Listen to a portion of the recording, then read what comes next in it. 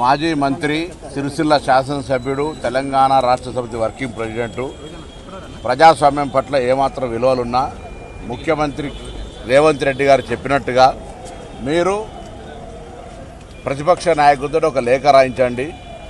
సభలో మనమందరం కూడా సభ్యులం. మీరు అడుగుతున్న అంశాల మీద చర్చ చేయడానికి ప్రభుత్వం సంసిద్ధంగా ఉంది. మేమే అడుగుతా ఉన్నాం చర్చకు రమ్మని. కాబట్టి ప్రతిపక్ష నాయకులతో లేఖ రాయించి సభలో చర్చ చేసినట్టయితే చర్చ రికార్డ్ అవుతుంది. చర్చ ప్రజల దగ్గర చర్చ ప్రజల దగ్గర ఉంటుంది. రేపొద్దున భవిష్యత్ తరానికి తెలుస్తుంది ఎవరు ఏం తప్పు చేశారు, తెలంగాణకు అన్యాయం చేశారు అనేది. కానీ సీఎం దానిని బహిరంగంగా సవాల్ చేసి పిలిచాడు, బహిరంగ చర్చకు పిలిచాడు కాబట్టి నేను వచ్చాను, రావాలి సీఎం అని చెప్పి. బహిరంగ చర్చకు సభకు రమ్మన్నాడు, బహిరంగ చర్చకు కాదు. సభలో చర్చ చేద్దాం, లేఖ రాయండి, రమ్మని చెప్తా ఉన్నారు.